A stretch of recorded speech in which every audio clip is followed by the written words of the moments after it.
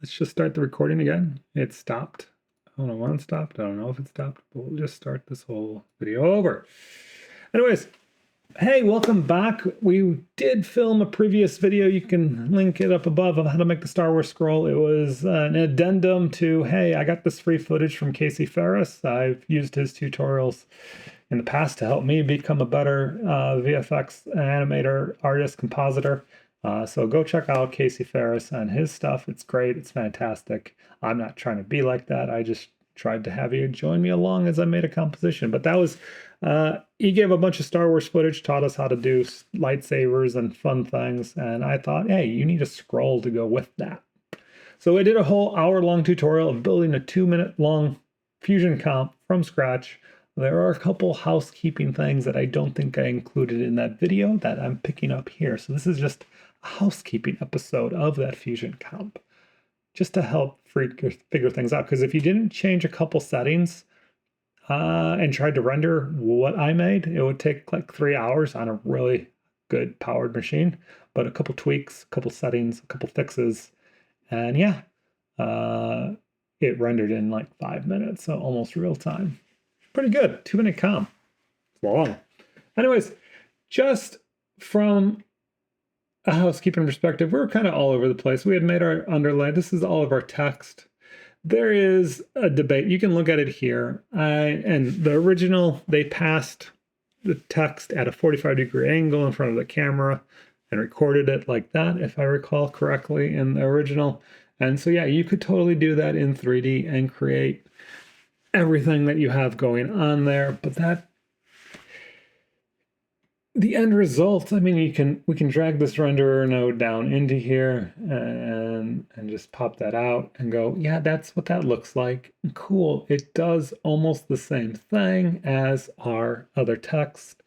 And this was all just 2D text, so easy things. We didn't have to go in and think about how to manipulate this in 3D space to get it to do what we want.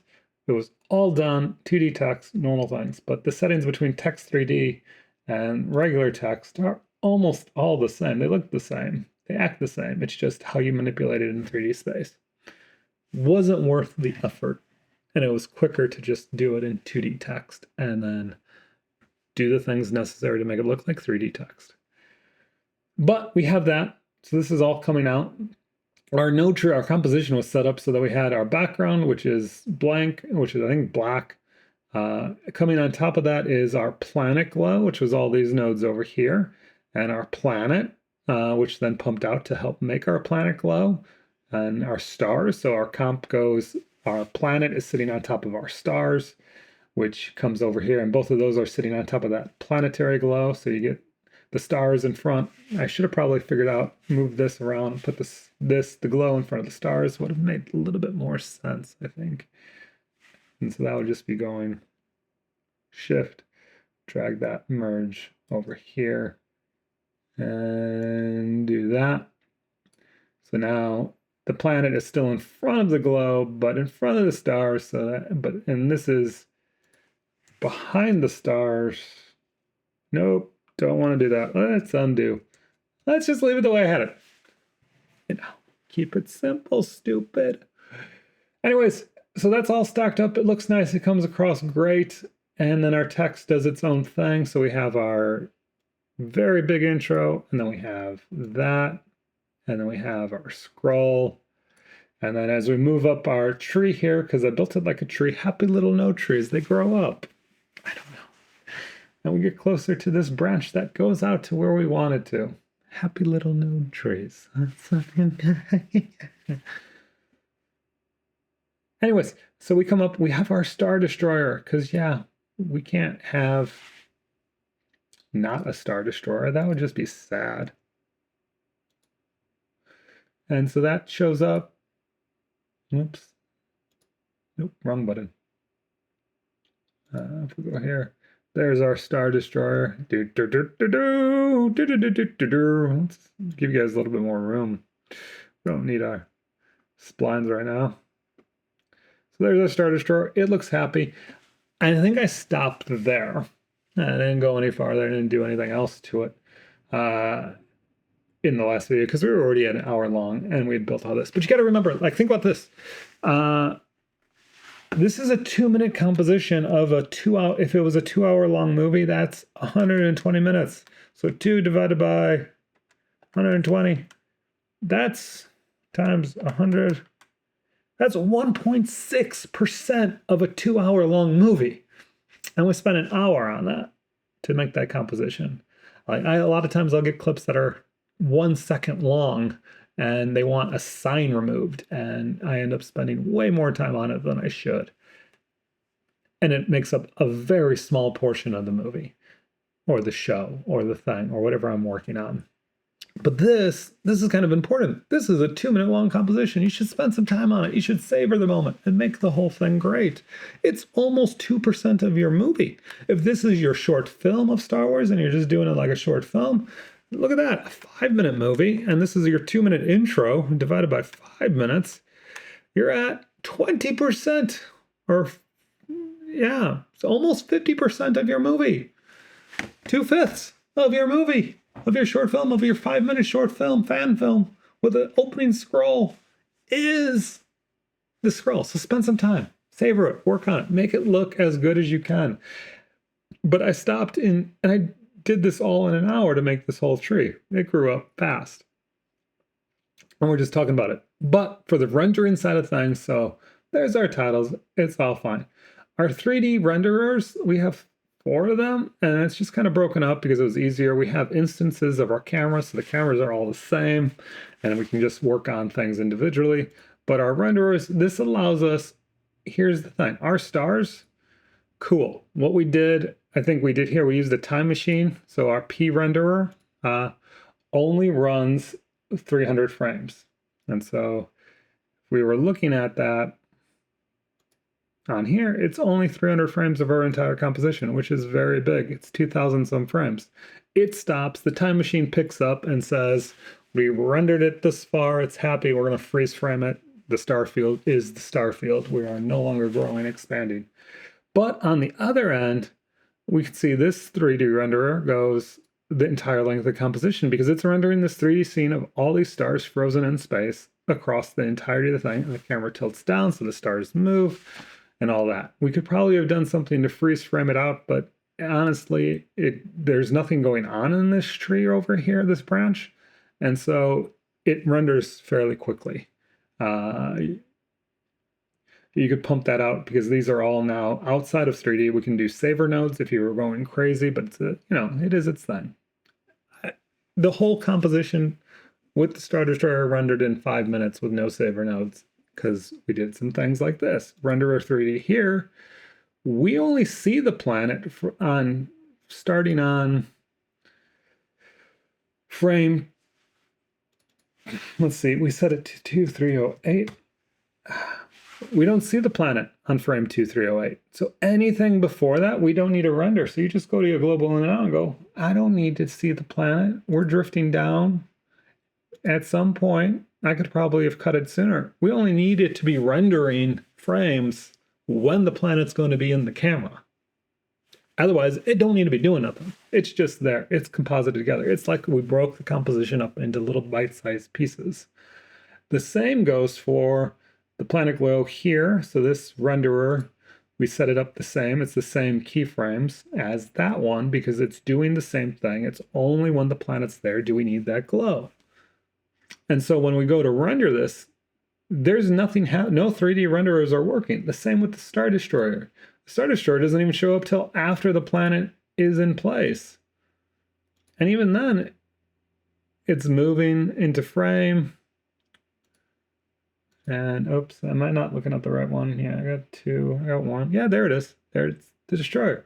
So like where we're rendering our Star Destroyer, it doesn't need to be trying to load that USD file for all these frames. It only needs it for this little bit. So it's just cut up, just global, only when it's going to be on camera. And yeah, so yeah, if you watch all the way to the end, I did some cool things. Wait a sec, that doesn't look how we left it. There's glow. So what I did out of this renderer, I did some fun things. I went up, let me just talk about this quickly. Went up and hopped it into a delta keyer. So we just bring up that and keyed out in the Delta keyer, we keyed out these the blue circles in the back of the Star Destroyer. And just said, hey, Star Destroyer, these blue circles that you nicely gave us in this very matte looking ship, because that's the USD file that I got, had blue circles and yellow lights, and everything else was pretty much one shade of gray. The differentiation of shades of grays are just how we did our lights in the 3D space and things like that. So it was easy to key right on those. That goes to a matte, which now you can see here's our little black dots of our matte control, which then goes to a background, and you can see there are our little blue dots, happy as can be. I used a effect from Patrick Sterling. So I split this in half. You can see we can go, here's a background node, and I go right over here, I pop it down, and then I merge back over it proto, just set to a setting, and that is, I think it's Patrick Sterling, if I recall. I can put a link in the description if I remember, but sometimes I forget, and that comes back down to a merge, so it's done on screen over, so you get some nice phase. You can do all kinds of tweaks and settings in here. Crazy stuff. You go crazy here and go, we don't want it to look like Star Wars. We don't want it to be close. And this was just quick. This was dirty. This was, you could do a lot to make these engines glow even better. But we could make electro engines. We could make it ghost and fiery red engines, ghost engines. These are just the presets. I was happy with where things were at. I think I made some tweaks to Wisp to make it look better, if I recall. But yeah, that goes in and screen over our thing, but because it's tied to that keyed out thing on only our Star Destroyer, that's all that's coming out of this renderer, is that Star Destroyer. When it's on screen, those things keyed out, brings it back around, merges it on top of them. So it only shows up where our Star Destroyer is showing those things on screen, so that we've created a composition of, when you look at this side over here, we put our Star Destroyer behind our glow. Does that make sense? And so we've created a composition sandwich. And that comes back down to our main merge of that, and that comes up here. And on top of all the things, we have all of our text drops down on top. So we've pretty much created a 3D world. Now we put our fake 3D text on top of that. And that all goes out into our media out where we render it. And these nodes, don't worry about them. Those are just for me to record for you. And that is how some cleanup things. Oh yeah. So yeah, tweaking the render settings so that they only render when it's on screen and not just rendering the entire every frame. Because like if you turn this on and render every frame, that Star Destroyer, even if it's not on camera, is there in space, which on one hand is pretty cool and enjoyable and fun, but I don't know. The other thing is labeling things. I didn't do the best job throughout here, but I did do underlays, stars, planet, planet glow, Star Destroyer, logo, intro, text, label things. This was what if we did it with 3D text? Didn't need that. That's garbage. Let's delete that. The other thing is, you probably saw me in that long form video referencing this. So I watched the original crawl of Star Wars and I jotted down at when things happened based on time and said at the 5-second mark, a long time ago faded away. The Star Wars logo popped in with the music at a certain point. The episode scroll went for this long. There was a 5-second pause. It drifts down, 10 seconds of drifting. 5 seconds later, after it settles on the planet, ships show up. There is a node called sticky note.